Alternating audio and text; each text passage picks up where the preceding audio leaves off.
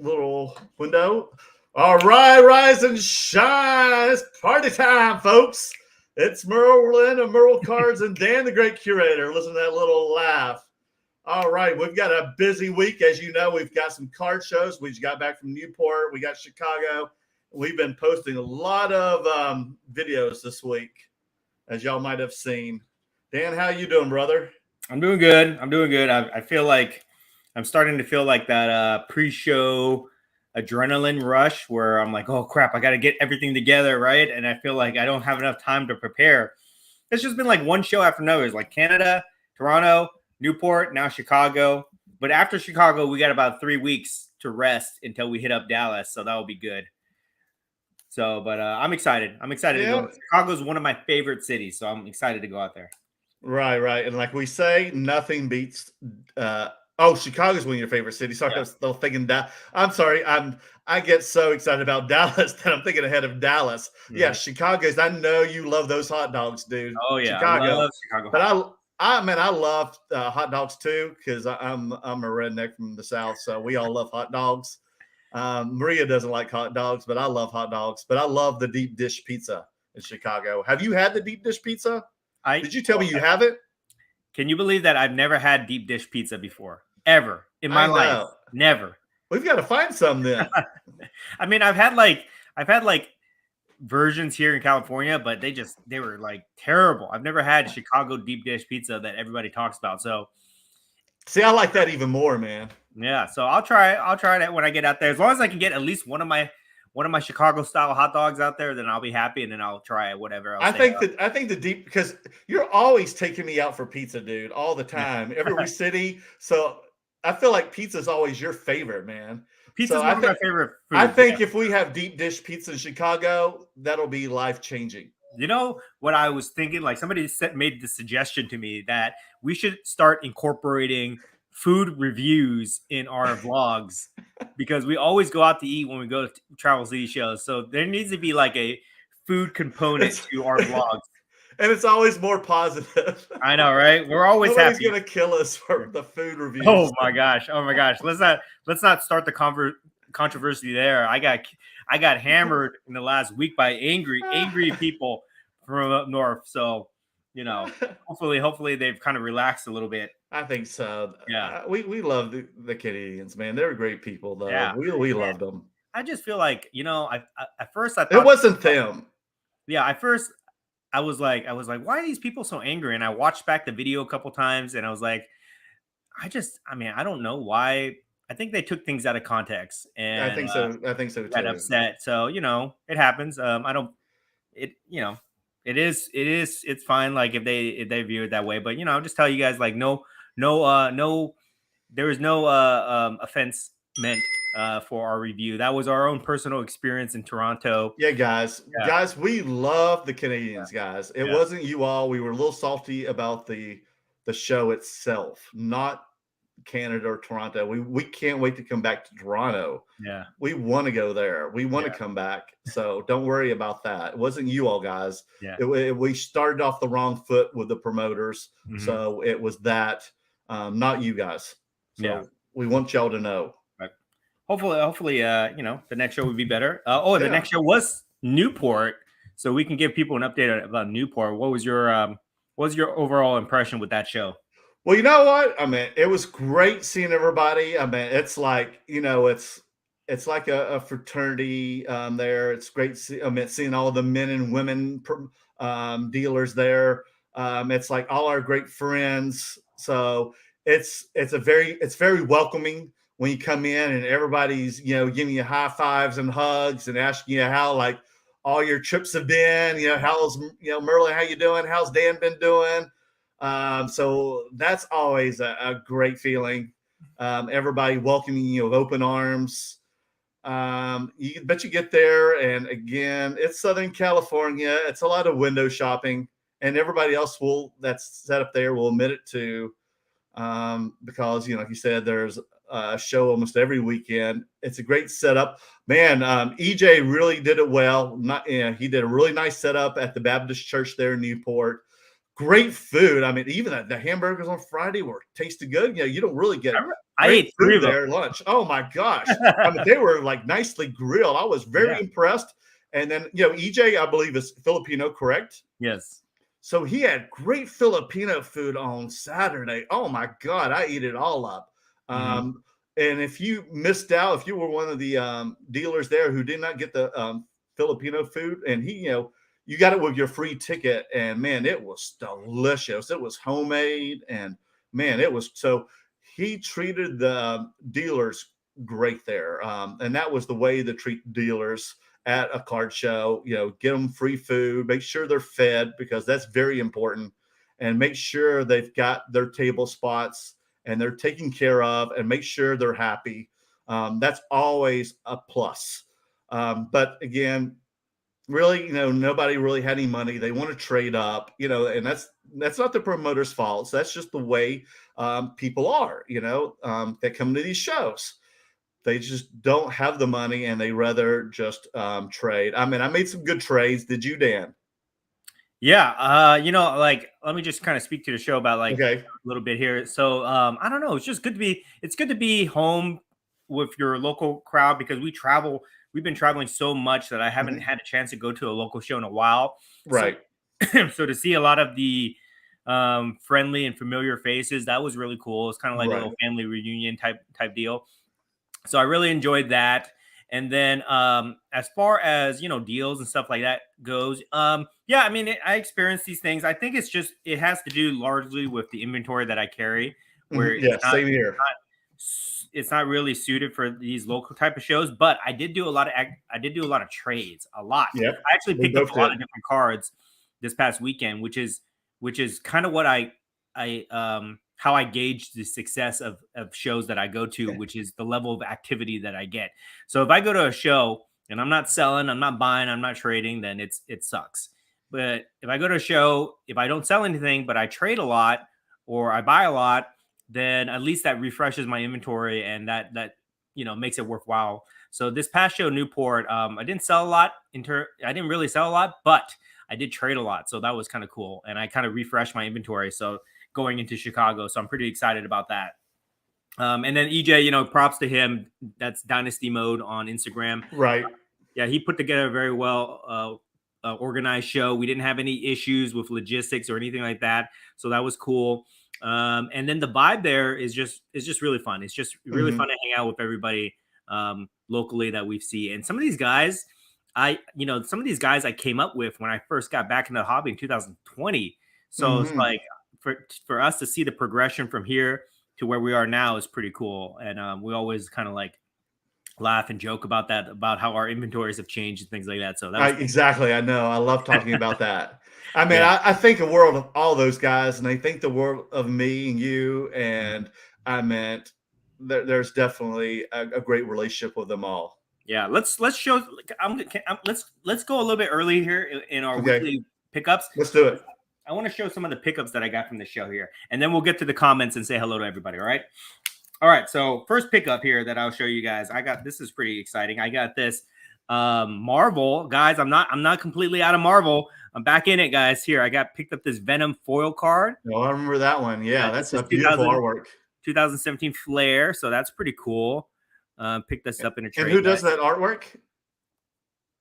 Is that Um, Rusco? Juan Carlos Oh, it's Juan Ruiz Carlos. Okay. Burgos. That's the name of this artist. So That's gorgeous artwork. yeah, so that's pretty cool. This card I really love. This is the Spideyverse card foil. Check that out, guys. That's got all of them in Ooh. there. And again, who's that artwork by?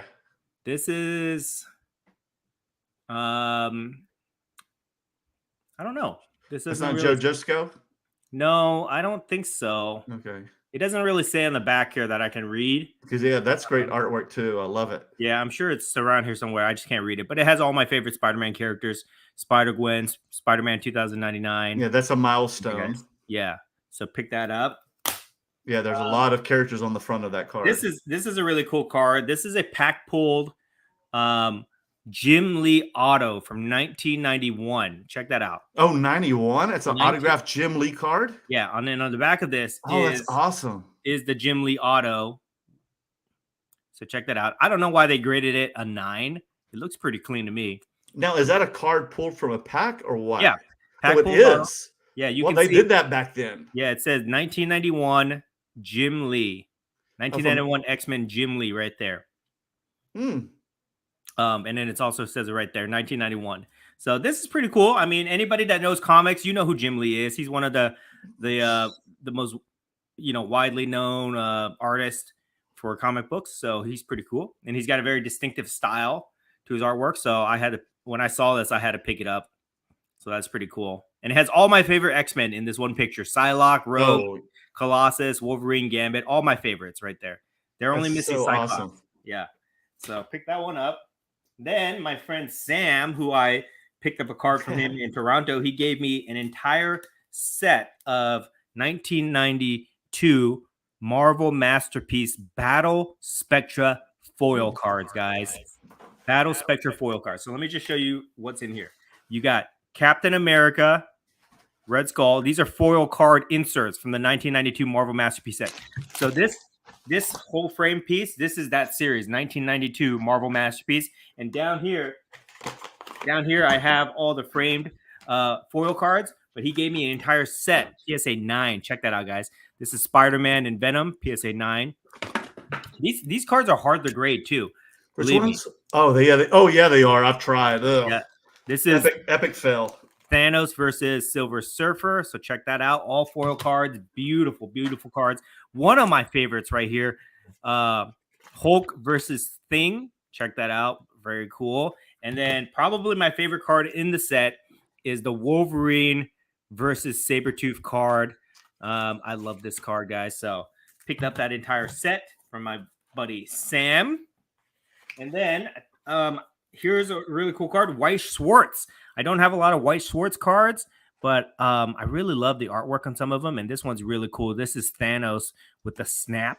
Ooh. So I just picked this card up for fun. Check that out here, right there. Beautiful artwork on these Weiss Schwarz cards. I love them so much. So check that out. And then big score for me was getting this Kareem. Yes, I still do sports, guys. From time to time, I do pick up sports cards. Oh, I remember you picking those up. Jabbar rookie card when he was Lou Alcindor. So check that out. So those were my big pickups for the weekend. How about you?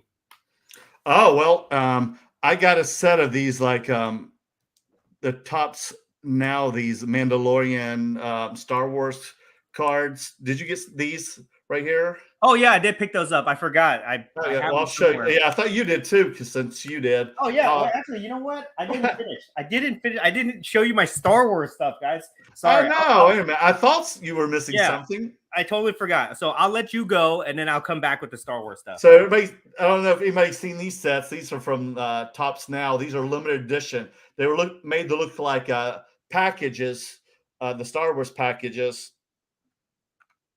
Like you see here, these are actually from the original, looks like the original Star Wars packages, but they're actually like thick cards. And this is actually like the Series 2, and the Boba Fett Mandalorian ones are actually the Series 1, and these are the Series 2. And then I traded for, these are really cool. I mean, everybody knows, of course, Dan and I love the Chrome Star Wars Galaxy, but the poster ones are the insert sets. And if you've seen those, but I've never seen the black refractor ones, which are the numbered out of 10. And these are really cool. I traded up for these with some Marvel cards. And those are really cool. I love these poster cards. They're so cool. I know. And these are numbered out of 10. And I want to hold it up just a little bit closer. Oh, sorry. Y'all didn't see them? I'm sorry. Was I too quick on them? Yeah. Very cool. So one is the Star Wars 10-year anniversary. This one right here is. And then this one is the Empire Strikes Back special edition. If you remember those, I think from the 90s, the special edition movies.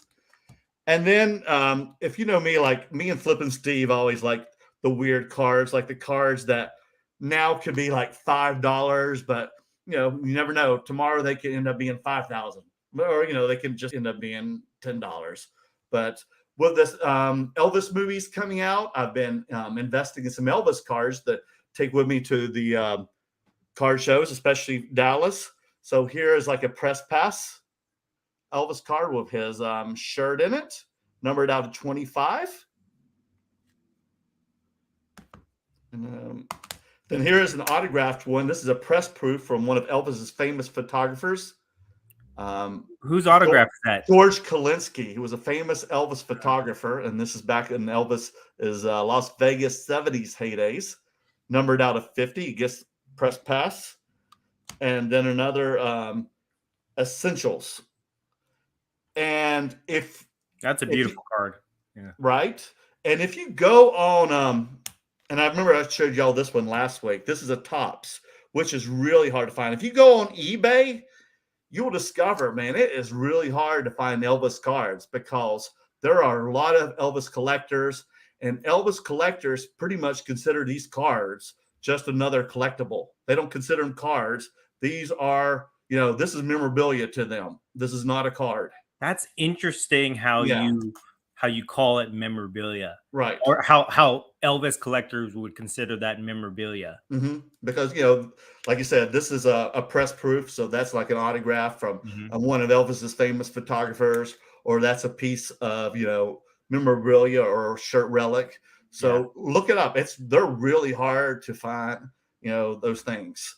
And then I love wrestling, so I just got this in the mail. Here's a Rock black, numbered out of 9, undisputed. Oh, I love that. Beautiful. Mm-hmm. And then I traded for this one. Here's Becky Lynch, won the Prisms. I don't really own much of that 22 Prism. Yeah. This is just the non-numbered one, autographed. And here's a nice, cool oddball memorabilia. But guess who this is, folks? He's a hot young star. 21 Jump Street. He's pretty topical right now. He's all in the news. Johnny Depp. That's correct. Yeah. Very cool. And then he's got his attributes on the back. All right. Stars. And then I showed you this one. I'm going to get graded. Probably won't get a PS1 or 2, but still I had to have this one. Nice. And then I just got these back today from PSA. Speaking of Andre the Giant, that's the first one, X Fractor. Beautiful. From 2007. This was the first year of, I think, Chrome. I'm not sure of the Andre the Giant. It might be the second. And then with the Kenobi one, I've got some Star Wars. This is a purple refractor. Got a back of PSA 10. Wow. And this today, the propaganda poster artwork. Wow. Numbered out 25. And then, as we know, the famous one of the box artwork, Leap of Faith, PSA 10 Prism refractor. Wow. Last but not least, folks. So there you go, of all my work. Oh, and then we know the NBA playoffs. Sorry, this is my last but not least. I traded for this one. Oh, nice. I also do sports, folks. I also do sports. I was there for that. Curry. I was there for that trade. Yes. That was a big one. So after that game last night, this might not be a bad trade after all. Yeah. You might have caught lightning in a bottle there. Cool. Let's hope I caught lightning in a bottle, Dan. Cool. So that's all right. That's in my mail day there. Oh, speaking of memorabilia cards, I'm interested in that because I consider this card, which I got as a consignment. This is not my card. It's a consignment from a friend of mine. He asked me to help him move it. But this card might be considered memorabilia. I don't know if you saw me when I posted this here. This Taylor Swift rookie card. Yummy there. Yeah, look at the date. So what's really cool about this card is the story behind this I can't see it. You're over the your crayon. Go lower.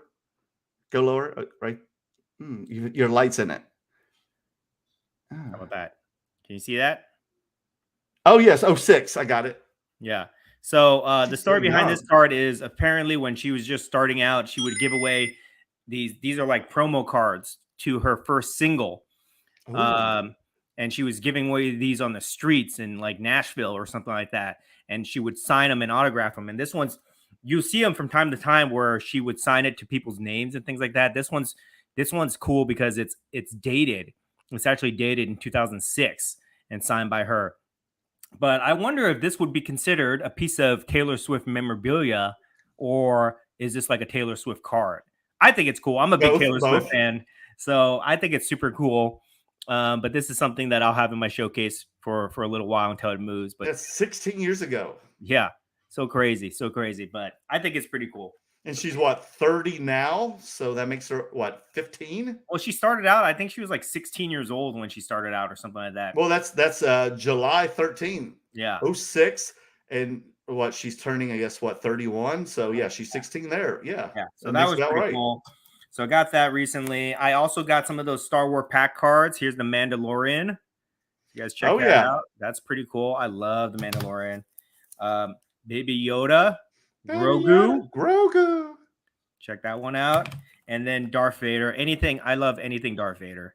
So this is pretty cool. So And pick that's that up. second series. Yes. I also picked up a Chrome card. This Darth Maul. What is this? This is a Wave Refractor out of 99. Yeah.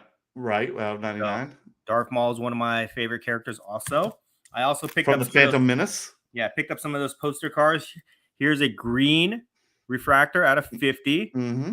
So that's a classic poster, guys. Check that out. That's from the New Hope. Yeah, with Vader in the background there. Picked up a black refractor out of 10. You got that one too from that guy. Yeah, so that was pretty cool. And that's numbered out 10. Yeah, you look on eBay, there are none of the black refractors very from the rare posters. And then this is the big pickup, a red refractor out of 5. Then that's numbered out of 5. Yeah. Whoa, look at that one. Yeah, so we picked those up. So that was pretty cool. And that's a New Hope one as well? Yes. Yes. Oh, man, that's so Pick that sweet. Up. And then my friend, Piggy Banks, he's a custom card artist. Oh, he's amazing. He's from Canada. He was my buddy. I've got some content Piggy with Banks him. is from Canada? No, he's not. No, sorry. No, that's Piggy. That's Pig. Sorry, yeah. Piggy Banks. Okay, so Piggy Banks check him out on Instagram, guys. He's a custom card artist. And I've never really been into custom cards. But this guy, he's just putting out some really interesting things here. And his approach is way different than all the other custom card artists that I've encountered. So he's been giving me he's been hooking me up and he gives me these little surprises from time to time. So he was there at the show and he gave me 2 cards. So the way that he does it is he kind of creates like an experience around his card art when he gives it to people. So he usually, for me, he gave it to me in these little black pouches here, and you pull this out here. Woo! Oh, that's right. Yeah, okay, now I remember. This is the back of it. Piggy Banks, so you can look him up on Instagram, one of one here. But check this out, guys. This is it's a mix-up. It's a mashup between Mandalorian and a very classic Batman. Yeah. Cover. Yeah. For those of you who know Batman, classic artwork, you'll recognize this poster here. So he made this for me. So that's pretty damn cool. I love it. Yeah, like the True Detective. Yes, exactly. So Piggy Banks, and then he also gave me a second one here. Pull this out here. This is, if you guys know DC Bombshell series, if you know what it is, that's like 50s, 60s pinup art with DC female villains and things like that. Female characters. Those are awesome. So this is a mashup between Harley Quinn and a baseball. So I thought this was pretty good. It has a atomic refractor look to it too. Yeah, and then he actually pulled the inspiration for this from that movie, A League of Their Own. He told me he was going to do a whole series of this stuff. So pick that card up for him. So whoa, what talent he has. Yeah. Oh, and he has like crazy. If you go look at his Instagram, he's got crazy different art designs of so many different things, and they're all very limited. So they're kind of rare to pick up, to be honest. But I'm definitely a fan of his, and I'll definitely be collecting more of his stuff. And I'm hopefully I can do some collaborations with him where he's gonna. Good job, Piggy Banks. Yeah, do some custom artwork for me. So I got that, and then a couple more things I'll show you guys here, and then we'll get to the comments. I promise. So I've been talking about this for a little while here, and then finally it came in the mail. Is my P3 Yoda promo card. Check that out. I ordered this from Australia, guys, and it took like a month to get to me. I'm so jealous, Dan. I got to tenderize you for that one, man. This is a P3 1994 Lost Yoda promo card, guys. Not the reprint from 2008. This is the original promo card. Look, it comes what in this. What the hell is case. That in, man? This is the old school case. Oh my God, the thing's huge. The thing looks like it weighs like 50 pounds. Yeah, this card has been in this thing since like 1994, basically. So pick that up in the mail. So that was pretty cool. And the last thing I will show you guys here, just for fun, I gotta find a place to put all this stuff. I got you got to help me find one for me, Dan. a mail day. I got to have one of those. I know a guy who's got 3 of them, so we might have to work on them. Okay. So I got this in the mail. I'm gonna open this for you guys and show you what really cool piece I got here. Okay. I'm very excited about this. Hopefully I don't damage it. Okay, I gotta figure out how to do this. Okay. Oh my gosh, be careful. Okay, don't scare me. Oh boy. Okay. Oh no.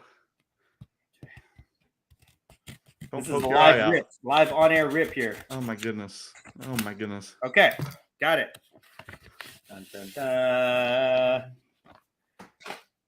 I think this is super cool. No, Aaron, that card's for me. maybe some of you guys might think this is really lame, but I think this is super cool. Dun dun dun. Hold on. All right, mail day, guys. Mail day.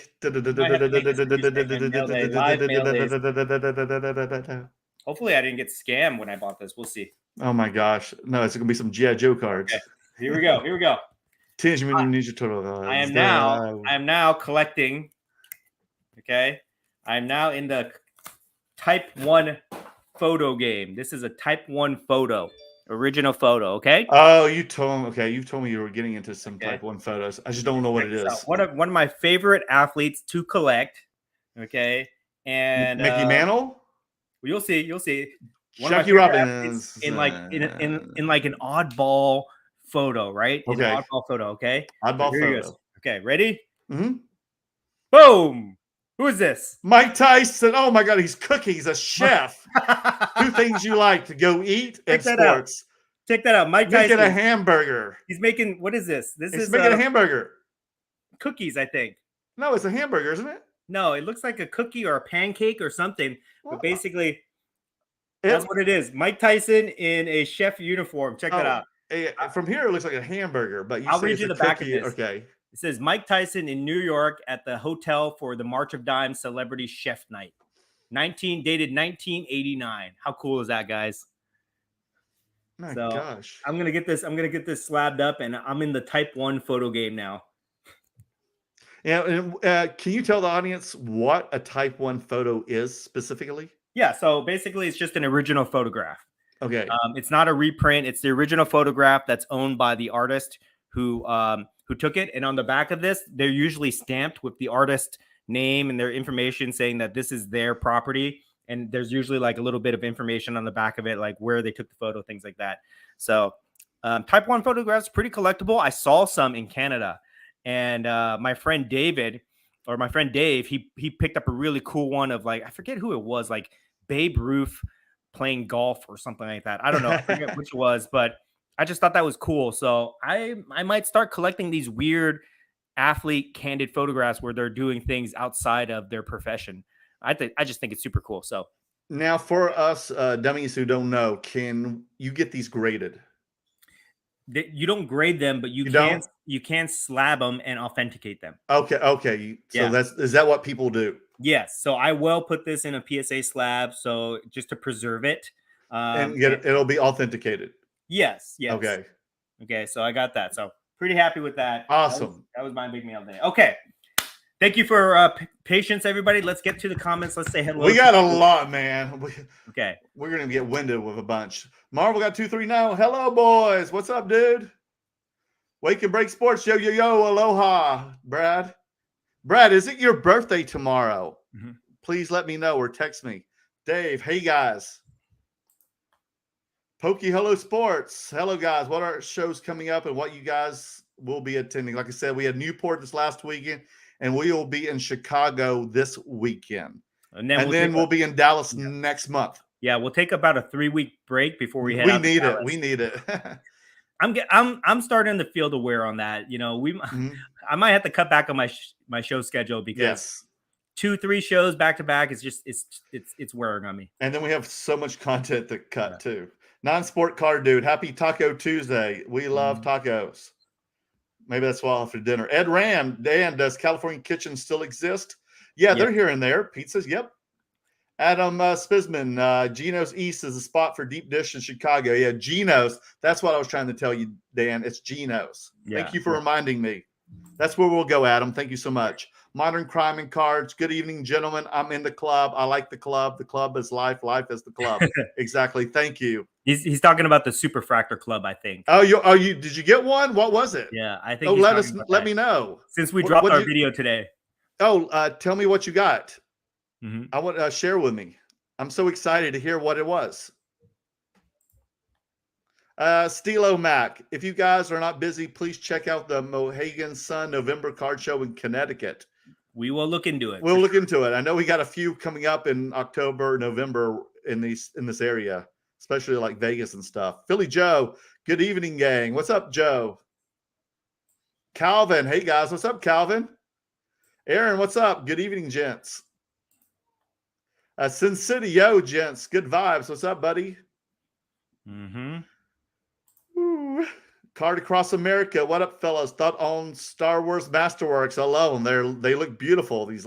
I know, Dan. Did you open some boxes this weekend? Yeah, I opened 2 over the weekend. I know you had the bug, dude. Yeah, you got some tauntauns. I've got 6 more in the corner. The I'm looking at rainbow. right now. I kind of want to open them. I might spread it out a little bit. We'll see. But I've been loving that set just because it's high quality. They're really thick cards. A little bit premium feel to them. And you can get some really fun like chase cards in there too. So I'm pretty happy that there's an insert set called Out of the Box where they're like toys and the character art. And I really it's like a split, right? Yeah, split screen. And I know Daps was opening them some on his live breaks today as well. I tried to catch it. I just couldn't get it there in time. I didn't see him do it, but yeah. Me either. He was opening some sports, but I know he was going to. Mm-hmm. I love podcast. 2017 Fleer Ultra Spider-Man E-Pack Achievement foils are super nice. Oh, yeah, they're definitely. Jonathan, hey, guys. Dan enjoyed listening to you on the Collectors podcast you were on. It was a really good listen. Which one was that? So there's these guys they're called Cousin Collectibles, and they put together a really well-produced podcast. So check them out. But I was a guest on their show last week, and they published it on Monday. And I think they're going to drop the YouTube version on Thursday, but check that out, guys, because I have a very real conversation with these guys about everything. Like they grilled me hard. They did not like give me any softballs or anything like that. They grilled me on Marvel PMGs, Star Wars, pumping, dumping, trolls. They accused you of it? No. They asked me questions that have been, topics of discussion lately. And it was like, it's not like a fluff piece, you know what I mean? It's like I really gave my true thoughts on some of these topics to these guys. So check out them, and they're super cool guys. So check them out, give them a follow, and let me know what you guys think about that conversation. If you guys want to see more stuff like that, let me know. Hopefully, I don't piss people off, but I did give my full thoughts. Again, what's the name of the channel? Cousin Collectibles. Custom Collectibles? Cousin. Oh, Cousin Collectibles. Yeah, Cousin Collectibles. I posted on YouTube? On YouTube. Well, it's not on YouTube until Thursday. They have a podcast on like Spotify or something like that. Okay. So look for them on Spotify. Just Google Cousin Collectibles. Yeah, and then also look for them on Instagram. So they have a direct link on their Instagram. Gotcha. So check them out. But that was one of the best conversations I've had within the context of the hobby in a long time. So check them out, guys, for sure. I will check them out. Mm-hmm. Merlin Cards, Cape Town, South Africa. My 2 favorite content creators, Original is back. All right, Cape Town, South Africa. Mm-hmm. Lively Card Collector. What's in Chicago? Hopefully, people who buy cards. It's called the Chicago Spectacular. Yeah, show. Chicago Spectacular. Google it. There's a huge website. They'll give you all the information and showtimes. Marvel Guy 239. Love seeing Dan not just get PMGs and Marvel. Great stuff, my dude. Thank you, Ken. Yeah. 40 something. You ain't buying 10 cases of Flawless or Prism. That's for sure. I've never been able to afford a case of Flawless or Prism, Sports Prism, anyways. I did buy a box of what's it called? WWE Prism. That was like somewhat affordable when I got it, but never any type of sports prisms or anything like that. Did you open all that, or did you just hold No, it? I still have them right there. I mean, they've gone down in value, so I might as well just open them. But I don't know. Really? Yeah, we'll see. They're sitting over there. I've got 2 cases. I'm saving it for a special occasion. You know, like usually, didn't Revolution just come out? Yeah, those cards look pretty cool. I To know. be I'm gonna honest. get some of that. We Yeah, need to open a box of that, Dan. yeah, that looks like a fun rip. Woo! But like what I like to do now on the weekends is like on a Saturday, if I'm bored and I got nothing to do, I'll just rip a box. I'll go live and I'll rip a box. Oh, it was so stupid last week. Let me just vent about this real quick here. Okay, okay. Last week I opened my masterwork boxes, and what I like to do is I like to go live and I do like a fun interaction thing where I let the people pick which box to rip, and I'll weigh it, right? I'll weigh it like the lightest one, the heaviest one. You guys pick and we'll see what we get. And then some people were like got upset at me that I was weighing my own boxes that I was opening live, like it was a break or something. It's like so stupid. And then I had to block those people because they kept making stupid comments, and then they were like writing stories about me. It's just like the amount of criticism is just like Why are they ridiculous. even watching? I know exactly, right? It's like I'm not allowed to. It's like I'm not allowed to do what I want with my own stuff. It's just crazy to me. But anyways, That was I just like to all do part that of the sometimes. fun. It was just a choice. Yes, It's exactly. just a random. It's still a random thing. Yes, exactly. There's no guarantees. Like they thought I was like scamming myself or something like that. I don't know what it is, but those You guys, bought the damn thing. yeah. So things like that you got to deal with, guys. I don't Now, know what. did you weigh with your hand or did you actually have a scale? I'm just I have a curious. scale. And and just for fun, we weigh it, and then I weigh out all the individual packs, and then I open it in order so you guys can see it, and it's like a fun experiment. But they're mine. They're mine. They're not. It's not part of a break or anything. It's just like these idiots. Okay, Just I'm curious to know what was your biggest hit. I got a 7 out of 10 Luke Skywalker parallel. So that's Ooh. probably the biggest hit. I got this Leia medallion card. I don't know what that is really worth. Probably nothing. But I got this Giancarlo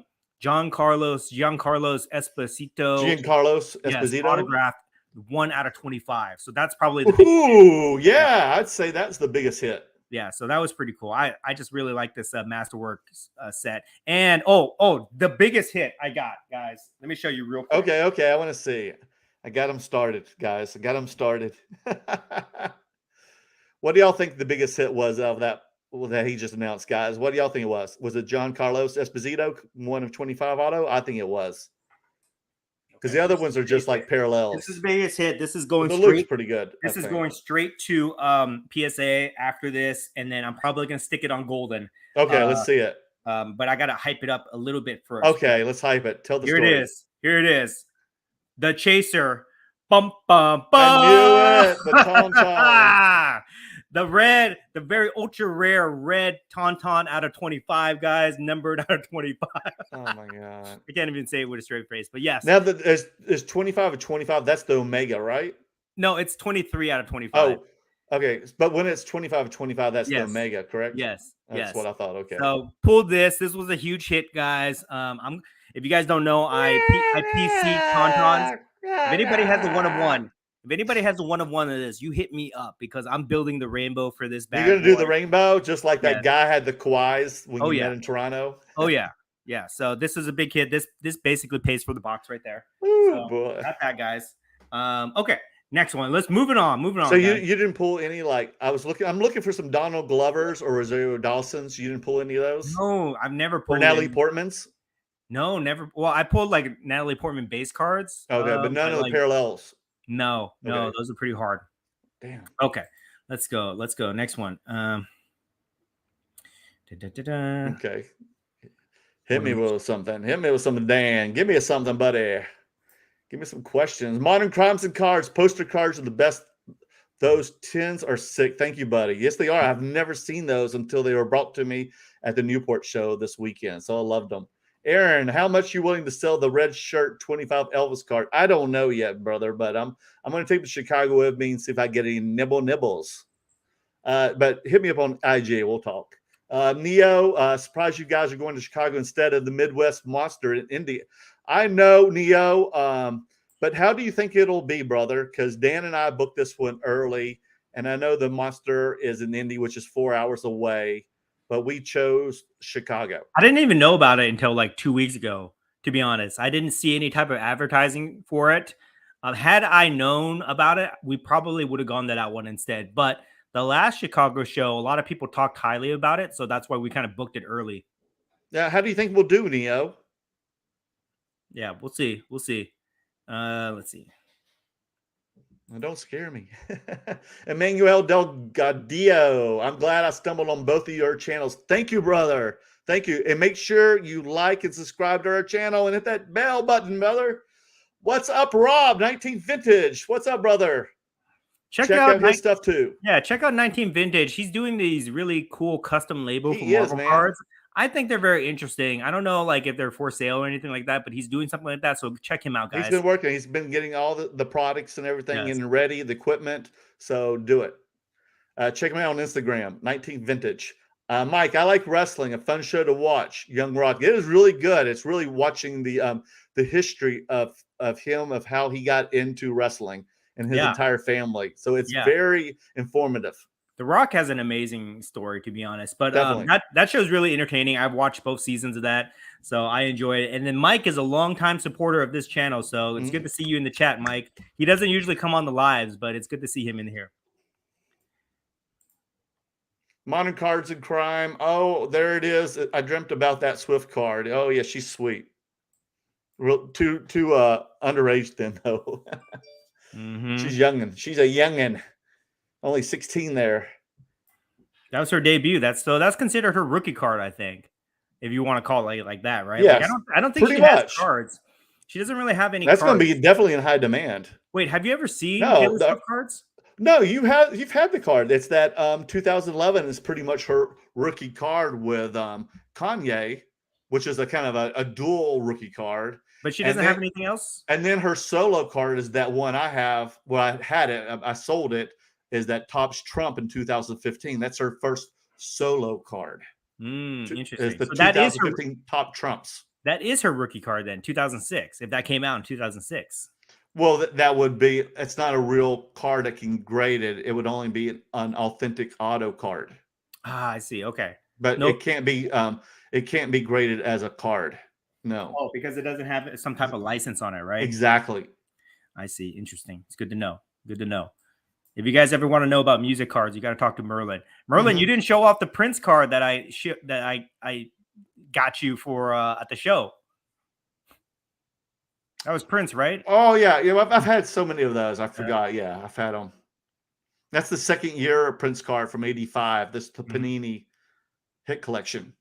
CC, great to see you, gentlemen. Danny, update on the McDavid PMG. No, I still have it. There's really no update. I still have it, so I'll be showing it off here and there. I might get the other cards in the set graded. Let me know what you guys think. It's a 6-card set, and I got the McDavid graded, and the other 5 cards are just guys that I don't even know who they are.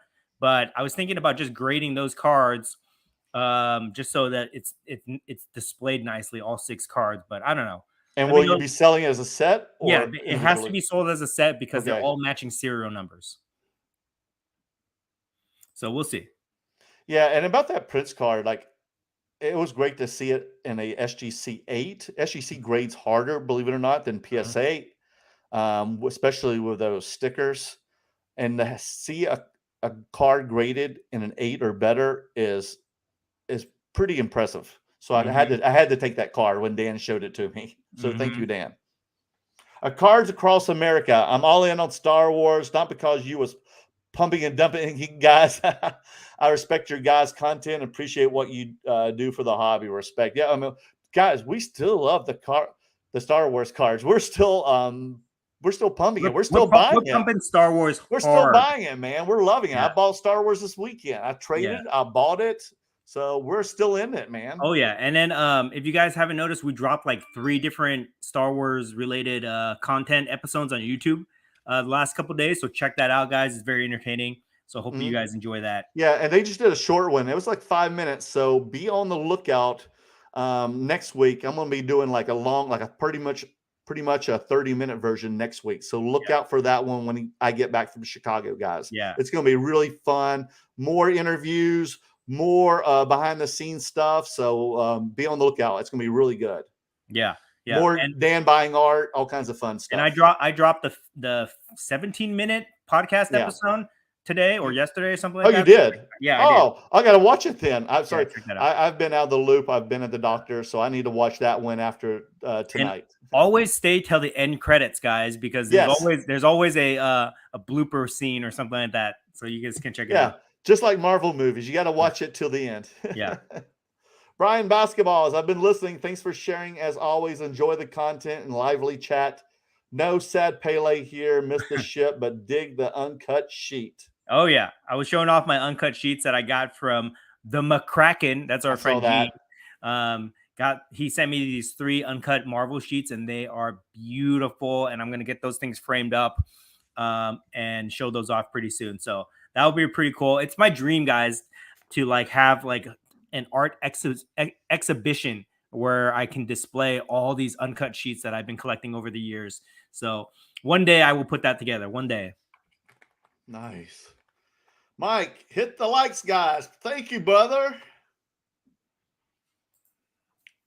Neo, seems like Midwest Monster is stealing a lot of the hype from Chicago.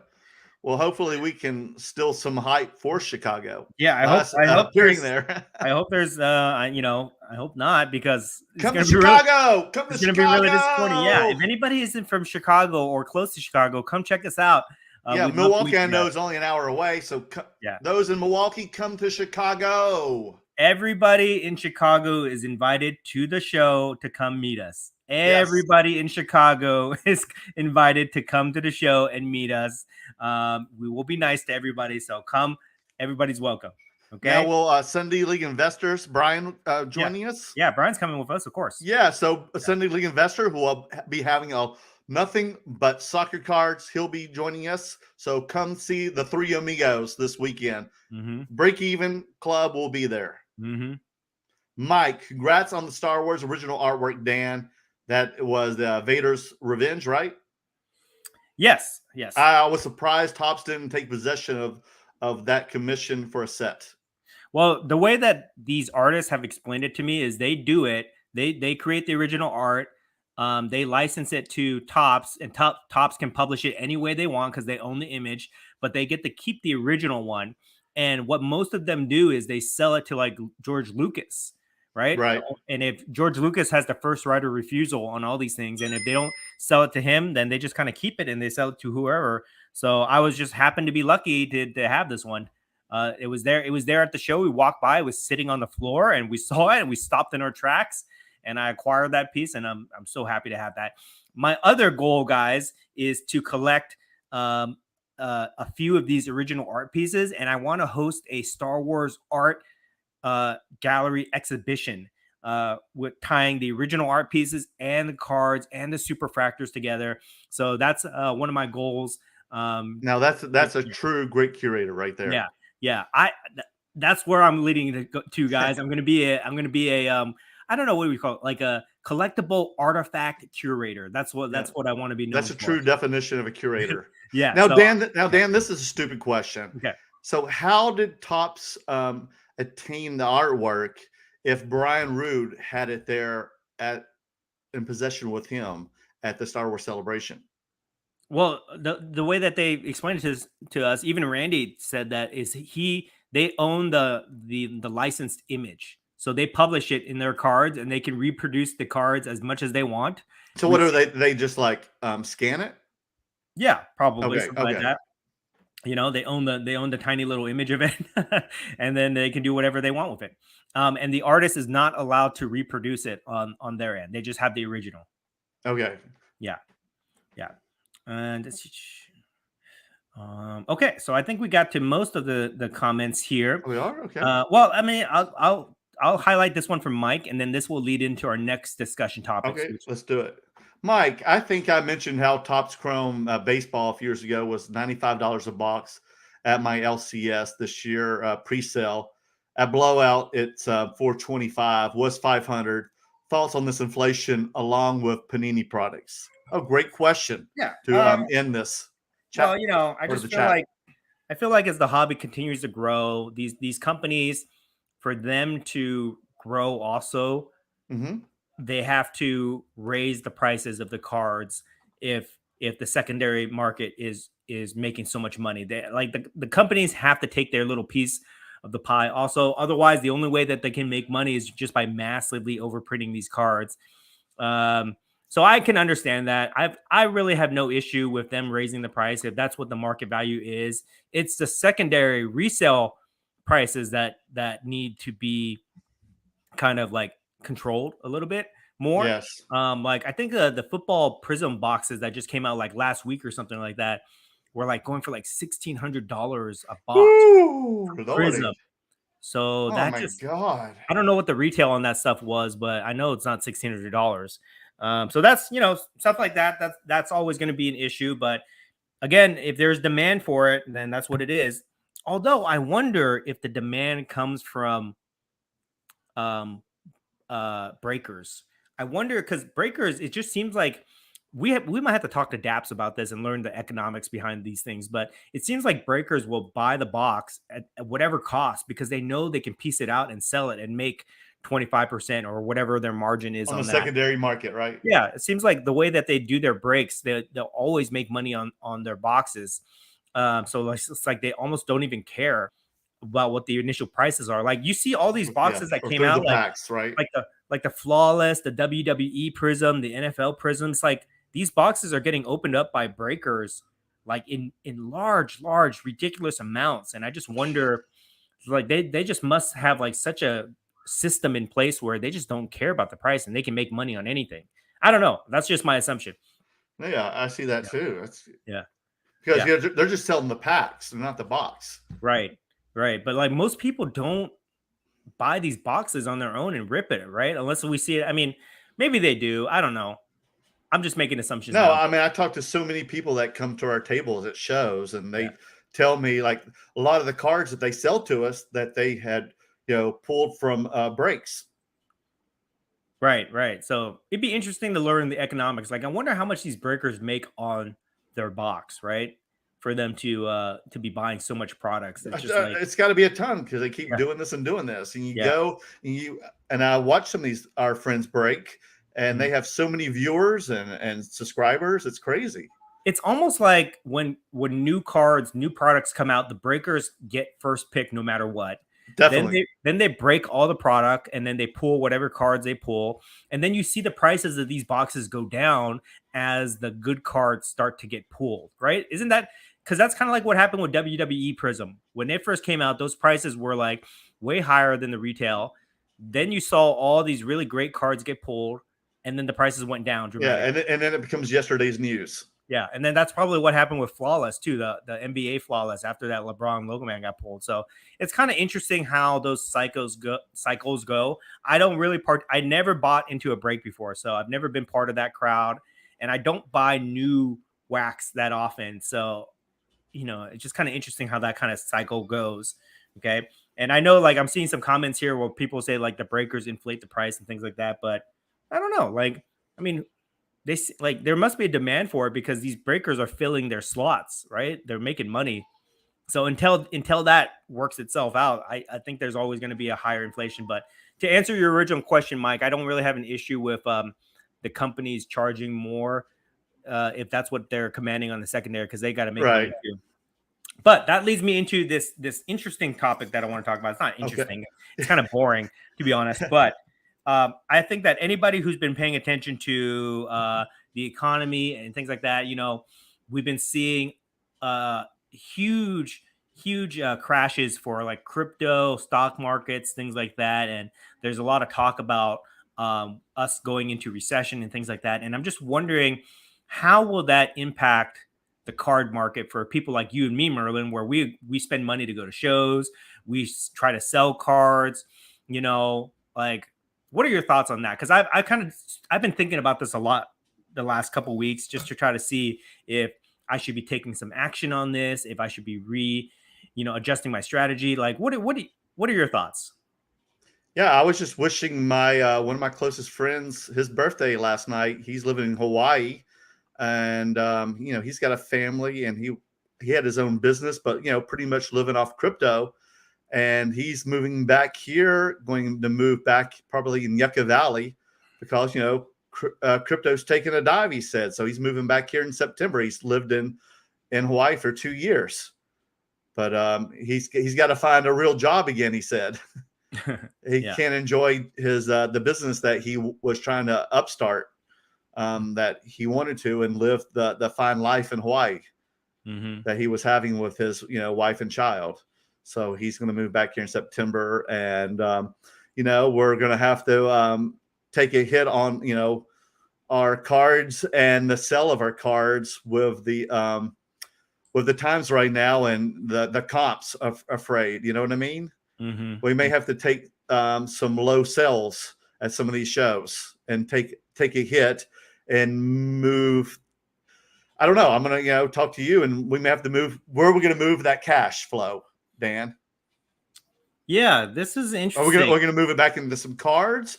We're gonna move it into some commodities.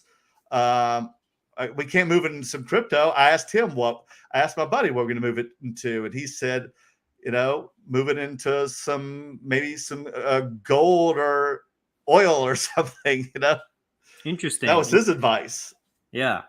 Well, I'll just tell you, like in the past couple of months, I've been trying to consolidate my inventory, where I'm trying to level up into like really big pieces, like one of a kind pieces, like the artwork that I bought, things like that, where I feel like they will hold their values just because they are so unique and scarce.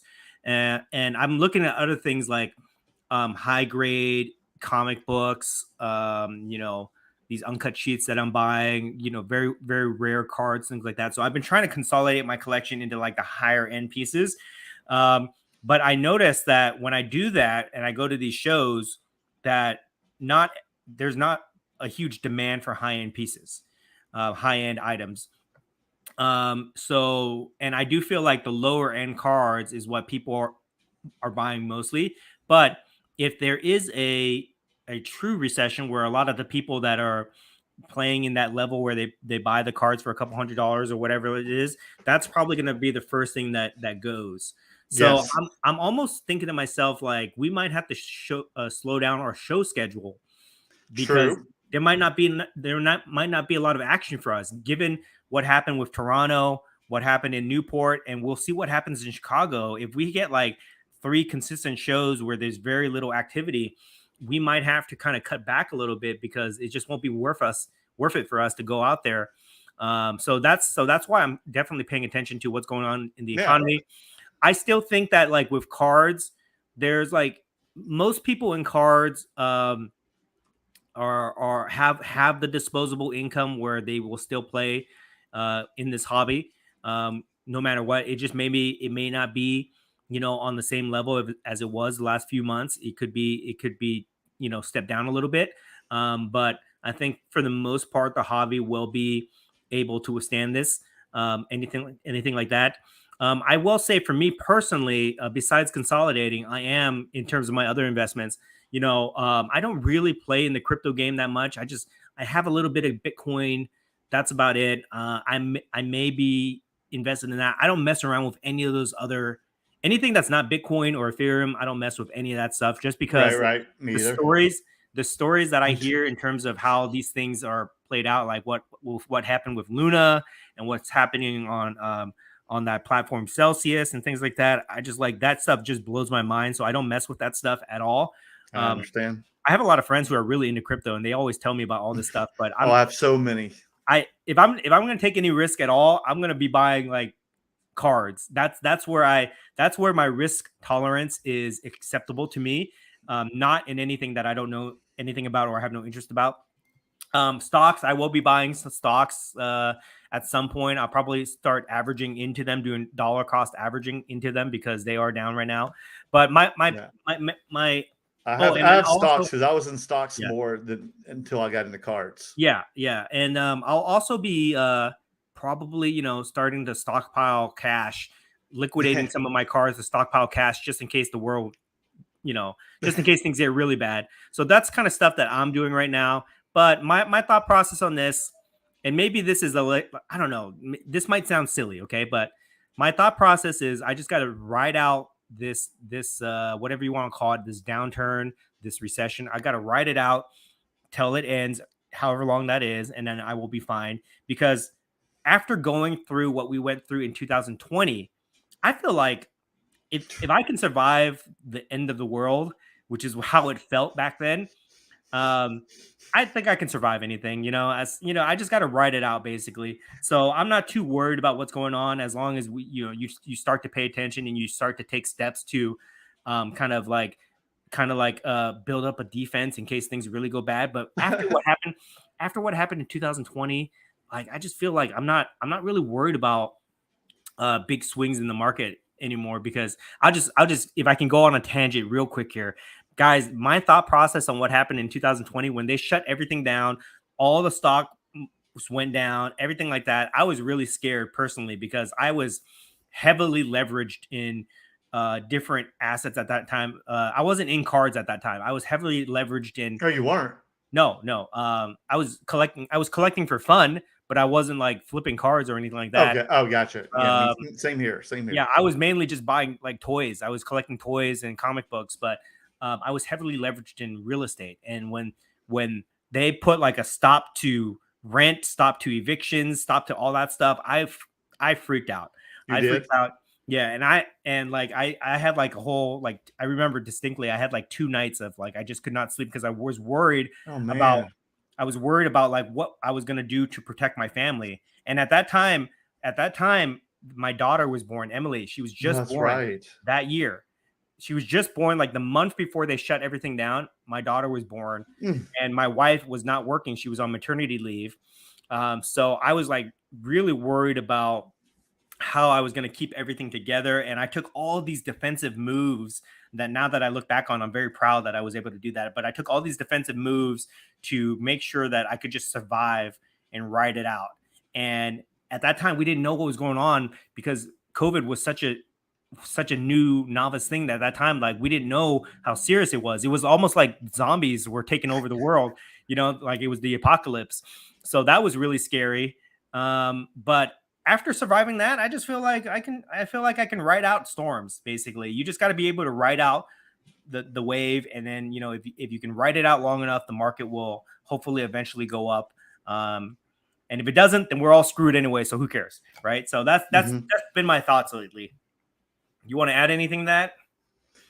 No, I agree. Like, I was able to survive the pandemic. I kind of reinvented myself. Had nothing to do, so I had to, I made some content to edit to keep myself busy. I started making music videos for people because I couldn't edit, films. So that kept me busy and, gave me some cash flow. I started selling some of my cards, and as we discovered, the card market started booming. I had no idea. And then I started watching YouTube videos and made friends with all the YouTube guys. And little did I know, there was a whole world of card collecting content. I never knew. And here I am now knowing all these people. Yeah. That was great. But now the kind of the honeymoon is over, and we've got to reinvent ourselves again. Yes, that is a great point. We have to reinvent ourselves with the current changing markets. So that's very interesting that you would say that. But just to wrap up this segment, guys, I would say that if anybody is like that, we should all be paying attention to what's going on in the market, right? Like we can't all be totally oblivious. We're not insulated in a bubble or anything like that. So we should be paying attention to what's going on. And if you guys are really negatively affected by what's going on, I would just say, it's okay to leave the hobby and come back when you're in a better position. Don't over leverage yourself or anything like that. And if you need to, cards can be liquidated. Okay. If you need to, so just kind of pay attention to what's going on, guys. I think we're at that point where things are getting a little bit more serious. So we do need to pay attention to it, but hopefully we just ride it out, guys. Because I think at this last show in Newport, where we would see our huge groups of our local flippers, and I don't see those guys anymore. We all know them by names. You and I both do. I don't see those guys. Yeah. Where were they? They weren't there anymore. I just see like the regular dealers and your normal collectors, and pretty much all the cards I'm selling right now is for guys, for the collectors and the guys' PCs, pretty much. Yeah. And to other dealers that want to buy for their for their stock to take for Mhm. their next shows. Mhm. That's it. I am seeing still a lot of activity on the ultra high end stuff, like the Yeah, cards that that are worth too. True. like 10, 20, $30,000 or more. I'm seeing activity there, but on the lower end stuff and the mid tier stuff, the areas that we play in, is definitely slowed down a lot. So just kind of pay attention to that, guys. Because it is going to be something. But But again, that's why I say, buy what right now. It's just kind of like buy what you like or yeah. anything. Yeah, buy what you like, hold on to it, and then we just got to write it out, guys. We got to write it out. So, but we'll if things start to develop, we'll be talking more about this subject in future shows and things like that. Okay, all right. Getting back to the Yeah, comments we got here. a lot more questions now since Yeah, that topic. yeah. Let me see here. Axel C, what's up, dude? What up, guys? Been hitting up the Bleecker store in New York. Made some great deals and sales. Thanks for the push. Realized I need an IG too. Yes, you do. You don't have one. I can't believe it. I need to put pride aside. Hope you come around soon. Yeah, everybody in We the would love card to. community, you need to have a card focused IG, because that's how we communicate, guys. We don't it's not Facebook groups as much anymore. It's not just on YouTube. It's Instagram. So if you really want to be active and be able to communicate with anybody in the hobby, you got to have an Instagram for that. Let's see here. I'm just going to highlight this, but we already answered this question from Sean. Hey, y'all. I've been strategy changed because of the economy of the world and the hobby. Yes, it has, brother. Mm-hmm. You just got to be more picky and choosy what you buy. Ed Ram, vintage cards making comeback. Oh, yeah. That's one thing, believe it or not, that moves a little better right now, even with the economy. I've been saying vintage is a good play for a long time, and I'm going to start moving a higher percentage of my inventory into vintage. I want to get 50% into vintage, because I just noticed even like the low grades, ones, twos, threes, they always just move, So definitely a big fan of vintage. Anything vintage, basketball, baseball, or even oddball vintage is really cool too. I was at the Newport show. Our friend Retro Kicks, I think that's what his Instagram is. Michael Kim. Yeah, Retro right. Kicks. He had like a whole showcase of vintage, like 1920 to 1940s cards of like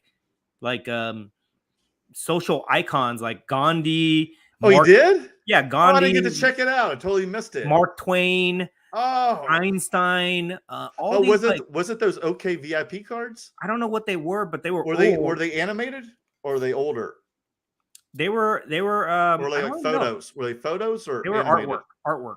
Oh, I think they were the OK VIPs. Yeah, from 73.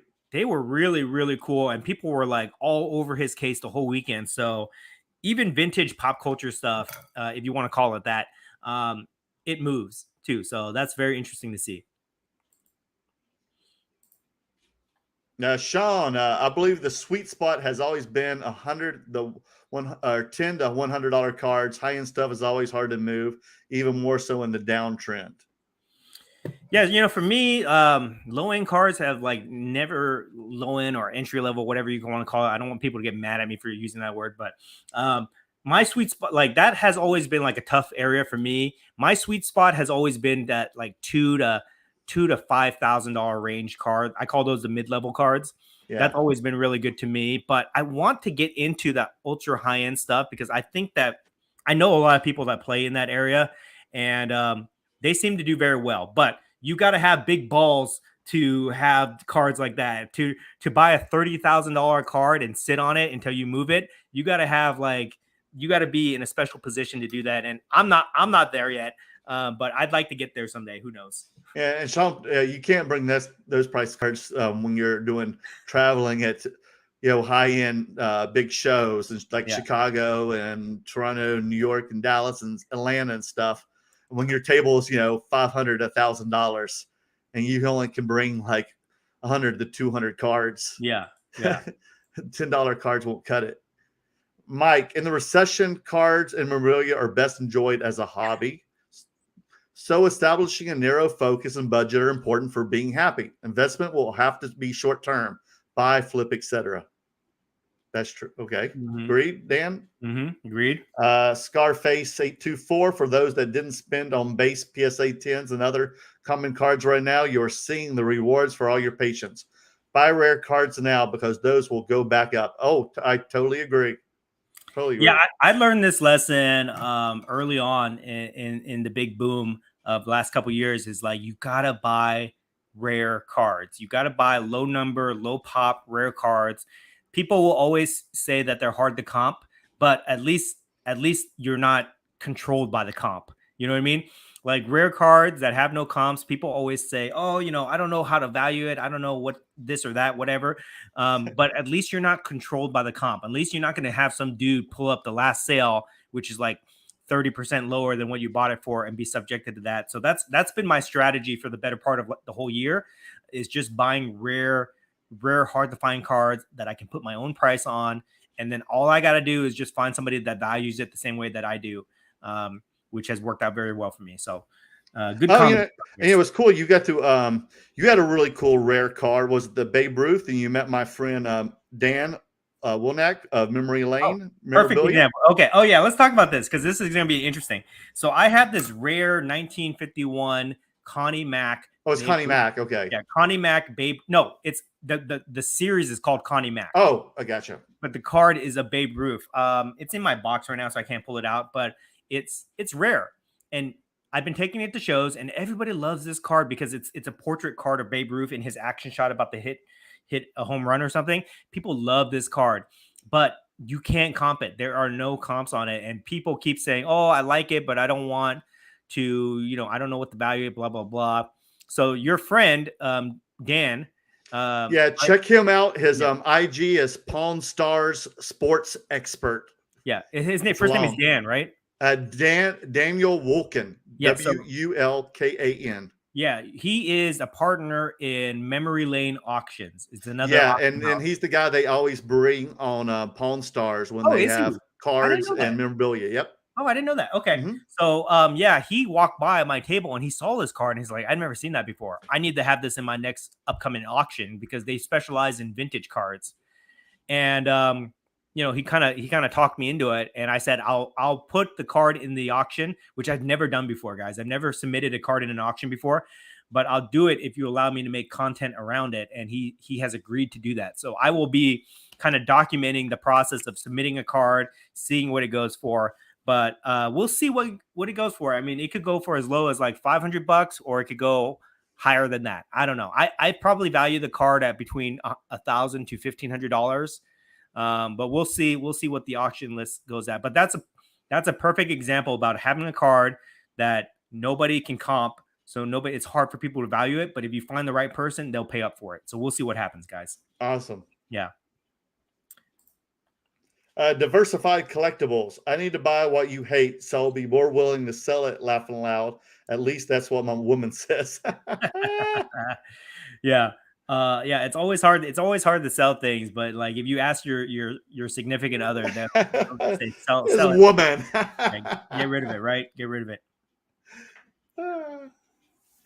Cooter Love, what's up? Good to hear from Cooter. That's the spirit, Dan. Come to the vintage side. Oh yeah, Tom. This is our friend Tom. I always see him when we go to Texas. He's always like whispering in my ear, "Buy vintage, buy vintage."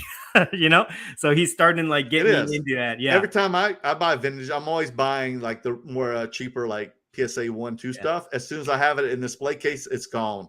Yeah, this guy Kuda Lev, his name's Tom. He buys graded vintage cards and he cracks them. He cracks them because he likes it all like raw cards. So if he can't find it raw, he'll buy a graded version and he'll crack it. What? Yeah. That's crazy. Like the reverse. Yeah, that's crazy. It's crazy, right? He bought a Cooter. He bought a Sadahara O card for me at the last Dallas show. Oh my goodness. Yeah. CV Sports Cards. What's up, Superfractor Clubbers? What's up, dude? Yeah. So anybody that's watched my last Star Wars video where I basically formed the Superfractor Club, that's something we'll be talking a lot more about lately, but just something fun and stupid for us to kind of do. And is CV in the club too? He is not. I don't think so, unless he has one that he hasn't told me about. But we'll see. I thought he was teasing us because he's in it now. Victor, is Victor in the club? Merlin, your Galaxy Chrome Leap of Faith card is sick. The one I just showed you? Oh, yeah, PSA 10. Yeah, I've got 2 of them now. Thank you, brother. Simon, with grading becoming more affordable again, do you see an opportunity for the 3060 RAW that we can grade and flip that becomes a play? Well, that's what we were just talking about a few comments up. There goes the junk wax raw cards being graded all over again, base cards. It's the wrong time, I think right now, Dan. What do you think? That is a strategy for some people, but not for me. And I'll tell you why. The reason I would not do that would be, I just think the market is so unpredictable. Like if you send a card in thinking that, okay, let's just say my cost basis on the card is like $5. I grade it for 30, it's $35.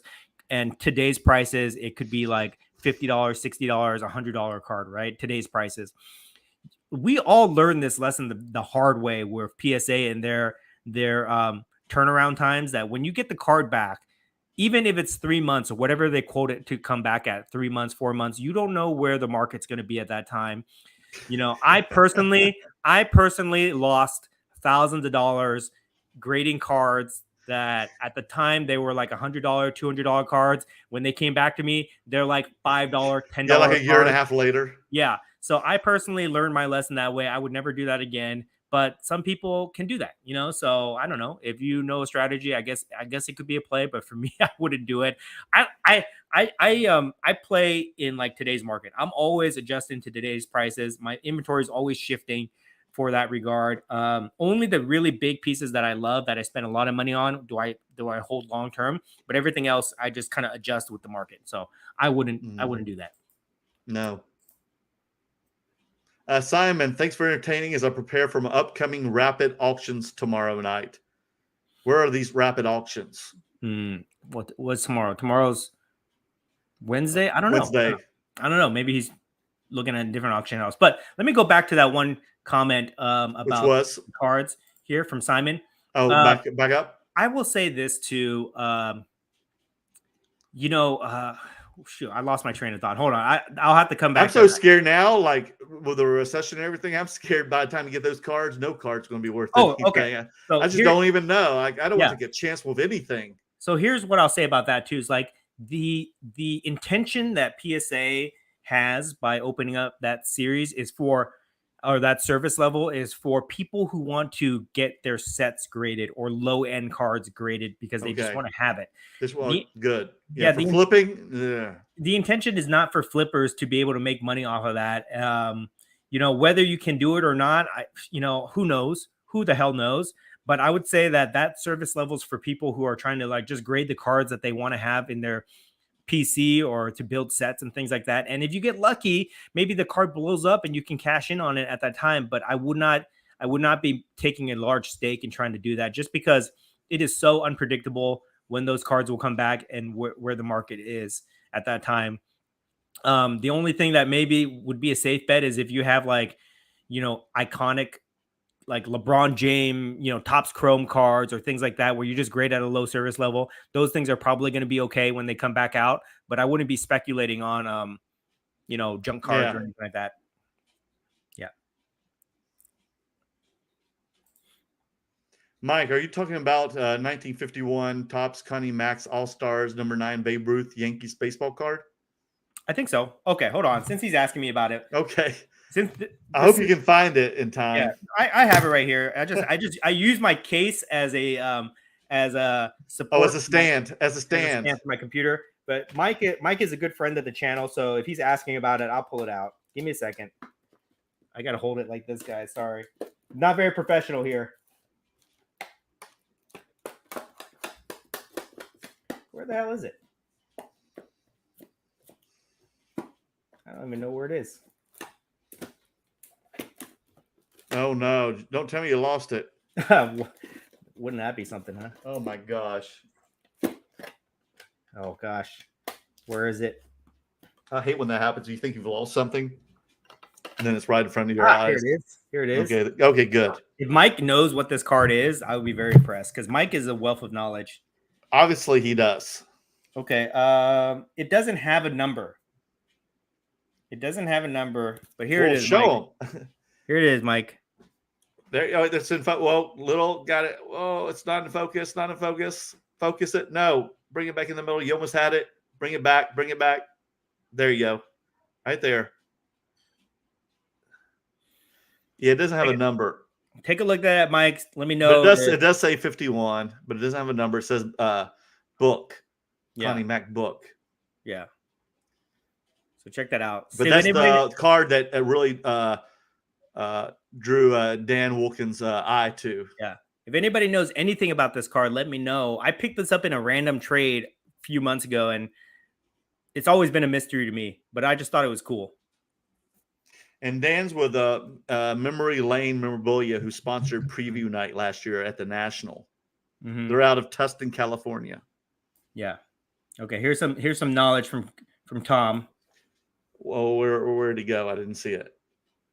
Oh, Cooter. Go for actual rarity, like your Ruth, not manufactured rarity. Numbered variations are the beat bet IMO. Then Tom again. Sato Haru will not be cracked, but yes, I released cards back to the wild where they are enjoyed for their beauty, not their grade. Yeah. Okay, so Mike, no, that's not the Topps card from 51. Yeah. Okay, obviously. Yeah. Oh, you got me. You got my hopes up, man. You got my hopes up. It's still a great card, though. Yeah. CV, not yet. I'm in the X Factor Club. Well, congrats. Oh, you have a Star Wars X Factor? We might have to talk. We might have to. This is Adrian, by the way. He's that one. Yeah, Adrian. Yes, and Adrian. That's numbered out of 10. Then correct? Yeah. Yeah. Is it graded? Yeah, we'll have to talk about what is the card. Yeah, let us know. Is it a Kurosawa? Scarred face. Messi and Ronaldo, two of the best soccer players ever, are about to play their last World Cup. Luka can wait, laughing out. Yes, it's going to be a great World Cup. Oh, yeah. And it's so weird because it's going to pretty much be in the winter or, late fall. Yeah, I'm just a casual but summer in Qatar or Qatar.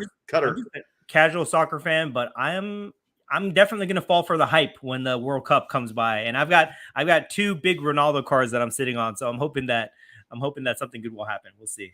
I've got so many soccer cards I'm sitting on to do for shows that at the end of the year. Yeah. Okay. I'm so excited. All right. Okay. So I think we got to. Well, here I'll highlight one more comment here. Oh, yep, the IG88. Oh, yes, that one IG8 where he's like this. Yeah. Yeah. Okay. So I think we got to all the comments that we can take on tonight. Shall we wrap this up pretty soon? Like, what else anything you want to talk about before we go to Chicago? Nope. That's about it. We've got so much in an hour and a half.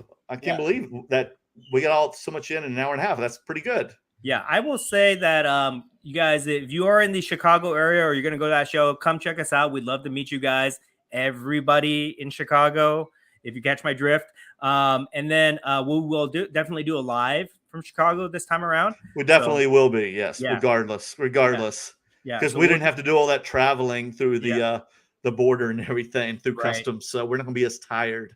Right. And if you guys are there, let us know if there's like a good place we should eat because we're definitely going to be doing this. We're going to do Gino's deep dish, Dan. You haven't done it, so we're going to eat some all right. Okay, dish, I'm going to eat deep dish. I'm going to eat deep dish, guys. And you'll get to have your hot dog on top of it. Okay, good. We're going to be so damn fat. Our lady's going to kill us when we get back.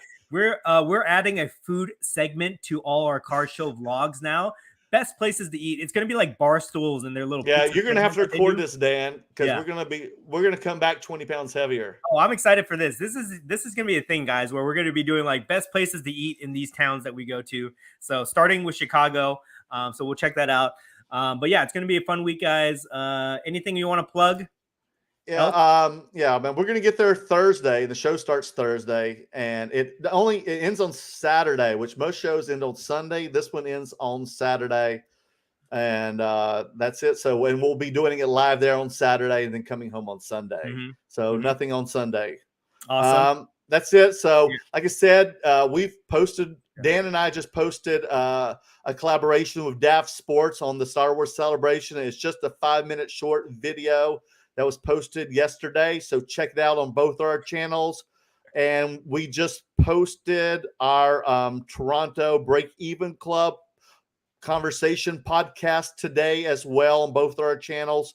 So guys, please go to my channel at Merwolf Cards on YouTube. I have my own channel, believe it or not. I know it's hard to believe. So if you can help them out, guys, help this poor guy out. I'm a poor starving artist in Hollywood. Subscribe to me so one day I can get some sponsorship. It would really make his day if we could get Merlin to 1,000 subscribers. How many do you have right now? Well, I keep getting 10, then getting added 3. It's this weird clockwork thing keeps going on. I think someone's controlling. What's your number at? Are you at 800? No, I'm at 653. I keep okay. And then I'll get, after this show, I'll get 663, and then I'll lose 10, and then get 3 added. If you get to 1,000, if we get you 1,000, which is the magic number for him to be monetized on YouTube, guys. If we get to 1,000, will you do some type of appreciation giveaway? Yes. I got some a Michael Jackson stand up. I got a Britney stand up. I got cards. It's gonna be. Oh, dude, we're gonna have a party, brother. I'm gonna give away cards, boxes, stand ups. It's gonna be. We're gonna have a crazy party. We're gonna have strippers. We're gonna have it's gonna be Dan. You're gonna have me in a Britney wig. You're gonna have me in a Prince wig and a purple thong. Dude, I'm gonna be all over Sports Reckoning, Sports Card Radio. Oh boy, the internet is gonna blow up. It's gonna be like Kim Kardashian. I'm gonna have a champagne bottle on my ass. Okay. Seriously, it's gonna get crazy. Oh boy. Okay. All right, guys. Well, you heard it there. The internet's going to blow up. You heard it there. It would mean the world to Merlin if we could get this man to 1,000 subscribers. We can do it. We can do it. We have the power of the curator army behind us. We can get him there. We have all the Merlin maniacs to support him. Let's get him there, and then he will have a huge party. He's going to give away all this stuff to you guys. Yes. So we're going to have a block. We're going to have a block party. You're never going to see anything like it. You heard it. He said he was going to put a champagne bottle in his ass or something like that. No. Not in. Whoa, time out. He said he was going to have strippers. No, like it's going to be on top of my butt, man. It's on top of his butt. Then it's going to go into your mouth, dude. Okay, this is you might get banned from YouTube for no, this you said that. I didn't say that. Okay. You've seen that picture. All right, you guys heard it. So let's get him to 1,000 subscribers, guys. Please share, like all this is all PG, that stuff. It's still PG. yes. We would appreciate that, guys. So anyways, let's wrap it up on that note. Thank you guys so much for hanging out with us for another week here. Love you guys, my Merlin Maniacs and my curator army. We'll see y'all Saturday night. We'll see you guys in next time we see you guys will be